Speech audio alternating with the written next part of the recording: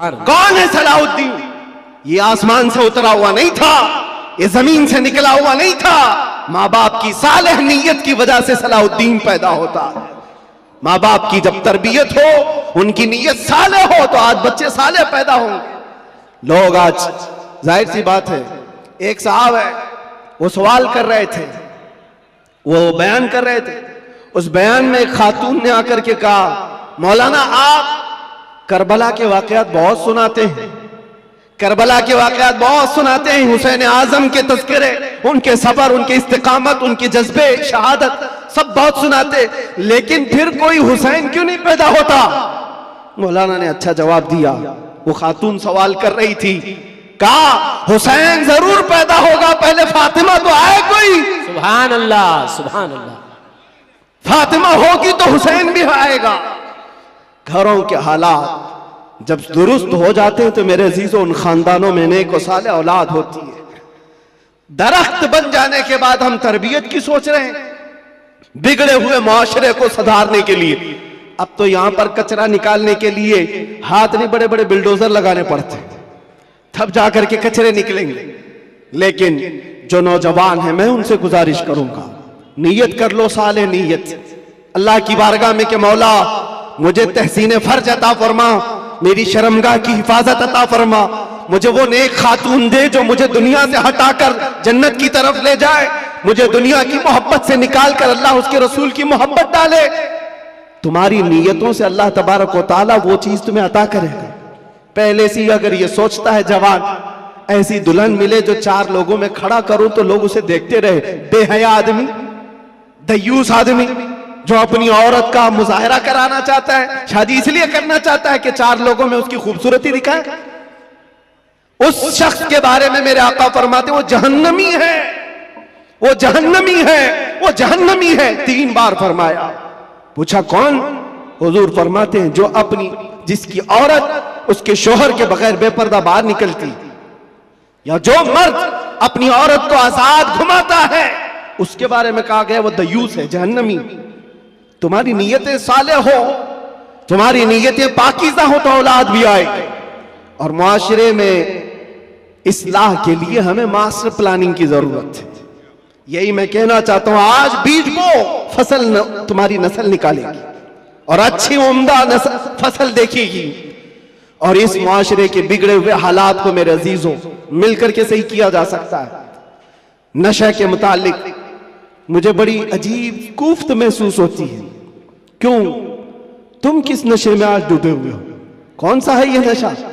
ये शराब, धतूरा, ये सारे ड्रग्स, इस चीज के लिए उम्मत मुस्लिमा बनाई गई। कुरान में तो अल्लाह फरमाता है, कुंतुम खैर उम्मतिन उखरिजत लिन्नास, तुम सबसे बेहतरीन उम्मत हो जो इंसानों में निकाले गए हो। इंसानों में अल्लाह ने तुमको सबसे बेहतरीन उम्मत बनाया। बेहतरीन उम्मत के ये काम कहां से हो सकते हैं?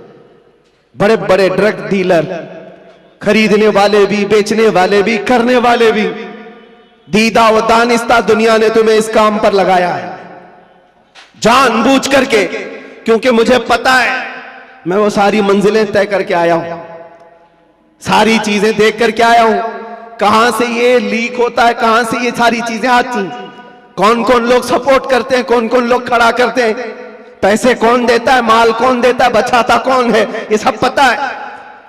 यहां खुल करके मैं इस चीज पर नहीं इज़हार करना चाहता। जेलों के अंदर मैंने देखा है, पूरी की पूरी जमात है, ये सारे के सारे जो रॉकेट चलते हैं अंदर से भी चलते हैं। हैरत की बात है, एक छोटी सी पिन नहीं आ सकती थी वहां पर, लेकिन नशा आ जाता है। कौन लाता है, कैसे आता है? अब इसकी तो हर एक को अंदाजा होना चाहिए। जब शहर का मुंसिफ ही चोर हो, जब हाकिम ही गद्दार हो, तो फिर ये हम उम्मीद नहीं कर सकते कि वहां पर अच्छी फसल निकलेगी। शेख सादी ने सही कहा, जमीन पर अदरक बो करके गन्ना आने की उम्मीद मत रखना। ये सब हालात हमारे देखे हुए, इसलिए मैं आपसे कहता हूं, उठो वो घर ना हश्र ना होगा फिर कभी, दौड़ो के जमाना चाल अपनी चल गया। और इसका भी इलाज, कारी साहब आप कह रहे थे नशा के मुतालिक, मैं फिर आज इज़हार करता हूं, डर के मुतालिक, डर करके अगर आप कह रहे हैं कि मुझे डाइवर्ट कर देंगे मेरे टॉपिक से, मैं डरने वाला नहीं हूं। अगर डर के मारे कहते हो कि डाइवर्ट करके दूसरे टॉपिक पर बात करें, नहीं, हमारा एक ही उन्वान है, हुजूर पाक की मोहब्बत। उन्हें जाना, उन्हें माना, न रखा गैर से काम। लिल्लाहिल हम्द, मैं दुनिया से मुसलमान गया। नशा भी खत्म होगा, ड्रग्स भी खत्म होगा। इलाज हमारी तकरीरों से नहीं, इलाज इश्क मुस्तफा से है। सुभान अल्लाह, सुभान, मोहब्बत मुस्तफा से है। इनके हाथों से बोतलें और ताश के पत्ते निकालो तो फिर भी तो तलब होगी, क्योंकि जो एडिक्ट होता है वो किसी न किसी चीज का तालिब होता है, किसी न किसी चीज की तरफ उसका लगाव और झुकाव होता है। हम देखते हैं तारीख में क्या हुजूर पाक सल्लल्लाहु तआला अलैहि वसल्लम मक्का मुकर्रमा में जब तशरीफ लाए, नशा नहीं था, शराब नहीं था, उस वक्त भी शराब थी और नशा था, सब कुछ था, लेकिन बरसों पुराने जो शराब के आदी थे मिनटों में कैसे छोड़ सकते हैं। हजरत अनस एक सहाबी है, छोटी उम्र के थे, 10 या 12 साल की उम्र थी। वो कहते हैं मैं मदीने तैयबा में शराब सप्लाई करता था। कहबा खाने जो बने हुए होते थे, जैसे दुकानें जगह जगह होती हैं, वहां पर नुक्कड़ पर कुछ चीजें बनी रहती, रात के वक्त लोग शराब पी रहे होते, ये प्यालों में भर भर करके देते थे। अनस कहते हैं, हजरत अनस, मैं शराब के प्याले भरकर लोगों को सर्व कर रहा था, दे रहा था। अचानक गलियों में, मदीने की गलियों में किसी मुनादी ने ऐलान किया। ऐलान क्या था? या अय्युहल मुस्लिमून क़ाल रसूलुल्लाह सल्लल्लाहु अलैहि वसल्लम हुर्रिमतिल खमर। ऐ मुसलमानों, अल्लाह के नबी ने फरमाया आज से शराब हराम हो गई। हजरत अनस कहते हैं मेरे हाथ में प्याला था, वहीं से छोड़ दिया। जिसके हाथ में प्याला था वो होंठों से लगाया था, वहीं से पटक दिया। कोई ये नहीं सोचा कि जाकर बात कर लेंगे हुजूर से, देखते हैं आज का आज पी लेंगे, कल से छोड़ेंगे। नहीं, होंठों तक लगे हुए प्याले तोड़ दिए गए। हजरत अनस कहते हैं बाहर आकर मैं देखा मदीने की सारी गलियां, मदीने की नालियां सब शराब से भरी हुई थी। हर कोई मटके लाकर पटक रहा था, तोड़ रहा था, सब बहा दिए गए। कौन सी चीज है जो 50-50 साल पुरानी शराब जमा की हुई थी? पता है, अरब लोग 50 साल पुरानी जमा की हुई शराब पीते थे। हाँ, 7 साल पुरानी जमा की हुई शराब, मटकों को तोड़ दिया गया। कौन सी चीज है जो इनको तोड़ने पर मजबूर करती है? जिसको इकबाल कहता है तो आलम से करती है बेगाना दिल को, अजब चीज है लज्जत आशनाई। सुभान अल्लाह, सुभान, नारे अजब चीज है, नारे रिसालत। वो आंखों से मेरे मुस्तफा ने वो पिलाया था जिसके बाद दुनिया की शराब हेच हो गई थी। आज तुमने आंखों से अगर पीना है तो आओ हुजूर पाक सल्लल्लाहु अलैहि वसल्लम की बारगाह में। आज सिर्फ पर्दे लगाए गए हैं, वो कायनात का दूल्हा आज भी अपनी शान के साथ आराम कर रहा है। हम तो माइल बकरम है, कोई साइल ही नहीं। वहां से आवाज आती है, वो आज भी अपने जलवे दिखा रहे हैं, आज भी अपने गुलामों के घर जा रहे हैं। नहीं तो यूं ही सुन्नी पुकार कर नहीं कहता सुना है आप हर आशिक के घर तशरीफ लाते। सुभान अल्लाह, बल्कि हम तो ये कहेंगे देखा है आप हर आशिक के घर तशरीफ लाते। बेशक, सुभान अल्लाह, सुभान अल्लाह। सुना है क्या बात है?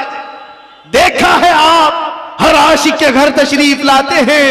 या रसूल अल्लाह, मेरे घर में भी हो जाए चरागा, या रसूल अल्लाह कुछ ऐसा कर दो मेरे किरदगार, आंखों में हमेशा नक्श रहे रूए यार, आंखों में तलब करो मेरे अजीजों, क्यों नहीं मिलता?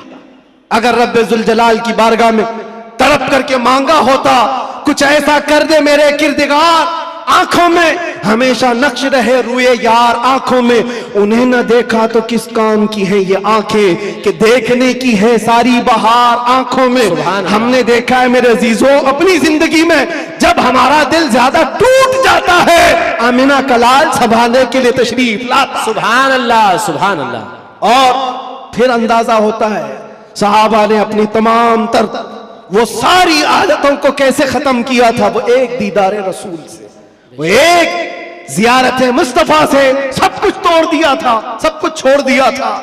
आज वो एक मोहब्बत तुम्हारे दिल में घर कर जाए, मैं कहता हूं हजारों तकरीरों की जरूरत नहीं, तुम्हारे इलाज मुआलजे के लिए डॉक्टरों की जरूरत नहीं। वो एक इश्क मुस्तफा तुम्हें आसमानों की बुलंदी तक पहुंचा सकता है। बेशक, उठाकर तुम्हें कहां से कहां ले जाएगा तुम्हें अंदाजा भी नहीं। इसलिए कि मेरे अजीजों, हम ला यानी चीजों में मसरूफ हैं। जो चीज तुम्हारे लिए नहीं बनी या तुम उसके लिए नहीं बने,